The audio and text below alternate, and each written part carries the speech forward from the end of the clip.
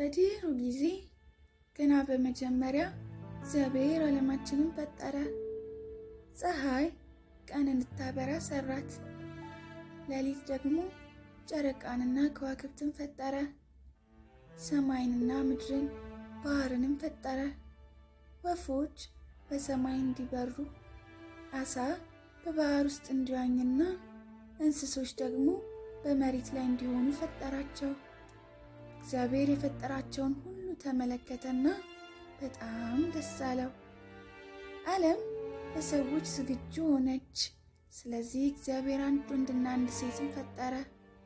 እነርሱም አዳምና ሔዋን ናቸው። እግዚአብሔር አዳምንና ሔዋንን በዓለም ላይ አለቃ አድርጎ አስቀመጣቸው።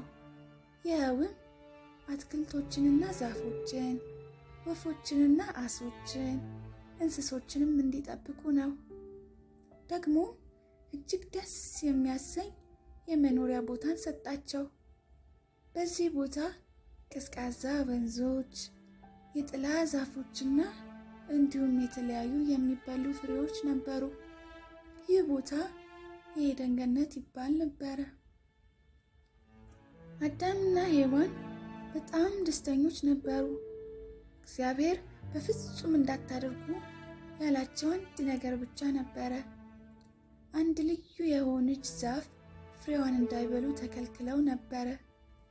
እርሷም መልካምንና ክፉን የምታሳውቅ ዛፍ ነበረች። ከበሉ ግን እንደሚሞቱ እግዚአብሔር ነገራቸው። ስለዚህ አዳምና ሔዋን የእግዚአብሔር ወዳጆች ሆነው ይኖሩ ነበረ፣ ትእዛዙንም ይፈጽሙ ነበር። ዳሩ ግን እግዚአብሔር የሰራውን ዓለም ለማበላሸት የሚፈልግ አንድ ወገን ነበረ። ከዕለታት አንድ ቀን ሔዋን በዚያች መልካምንና ክፉን በምታሳውቅ ዛፍ አጠገብ ስታልፍ ለስለስ ያለውን የእባብን የሹክሹክታ ድምፅ ሰማች። ይህች ፍሬ እንዴት እንደምታምር ተመልከች። አፍሽን ምራቅ አልሞላውም? ለምን አትሞክሪያትም? ይህች ፍሬ በጣም ጠቢብ ታደርጋለች። ብትበያት ልክ እንደ እግዚአብሔር ብልህ ትሆኛለሽ አላት። ሔዋንም የእባቡን ለስለስ ያለ ድምፅ አደመጠች። ወደ ፍሬዋም ተመለከተች። ከዚያም እግዚአብሔር እንዴት መልካምና ሩሩ እንደሆነ ረሳች። እንደ እግዚአብሔርም ብልህ ለመሆን ፈለገች። የወደደችውንም ለማድረግ ፈለገች። ሔዋንም እጇን ዘረጋችና ፍሬዋን ቀጠፈች። እሷም መምላት ጀመረችና ለአዳምም ግማሹን ሰጠችው። ከዚያች ሰዓት ጀምሮ ነገሮች ሁሉ መበላሸት ጀመሩ። እግዚአብሔርም አዳምና ሔዋን ያደረጉትን ነገር አወቀ።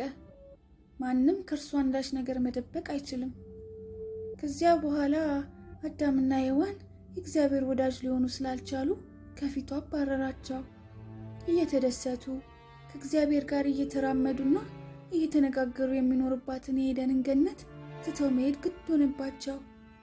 ከዚያ በኋላ ወደዚያ ቦታ እንዳይመለሱ ሰይፍ የመዘዘ መልአክ ጠባቂ ሆኖ ተመደበ። አሁን ሰውነታቸው እስኪደክም ድረስ ከባድ ስራ መስራት ግድ ሆነባቸው። ስቃይ ምን እንደሆነ አወቁ። ከሁሉም የባሰው ደግሞ የእግዚአብሔር አስፈሪ ማስጠንቀቂያ ተፈጸመባቸው። ይኸውም በሸመገሉ ጊዜ እንደሚሞቱ አወቁ። የኤደንን ገነት ከለቀቁ በኋላ አዳምና ሔዋን ቃየልና አቤል የተባሉ ሁለት ወንዶች ልጆችን ወለዱ። ልጆቹም ባደጉ ጊዜ ቃየል መሬትን የሚያርስና እህልን የሚዘራ ገበሬ ሆነ። አቤል ደግሞ የአባቱን መንጋ የሚጠብቅ እረኛ ሆነ። በእህል መሰብሰቢያ ጊዜ ቃየል ካገኘው እህል ለእግዚአብሔር ስጦታን አቀረበ። ይህም ለእግዚአብሔር ምስጋና ማቅረቡ ነበር። አቤል ደግሞ ከበጎቹ ጠቦቶች አንዱን ለእግዚአብሔር ሰጠ። ስጦታዎቹ በእርግጥ መልካም ነበሩ። ዳሩ ግን የእግዚአብሔርን ፍቅር በስጦታ መግዛት አንችልም። እርሱ ምን አይነት ሰዎች እንደሆንን ይመለከታል። አቤል መልካም ሰው ነበረ። ስለሆነም እግዚአብሔር በአቤል ስጦታ ተደሰተ። ቃየል ግን ቀናተኛና ቁጡ ሰው ነበረ። ወንድሙን አቤልን በጥላቻ ተመለከተው። በእርሱ ስጦታም እግዚአብሔር እንዳልተደሰተ ተረዳ።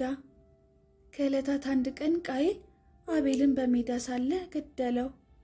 ማንም ያላየው መሰለው። እግዚአብሔር ግን ያደረገውን ነገር አውቋል።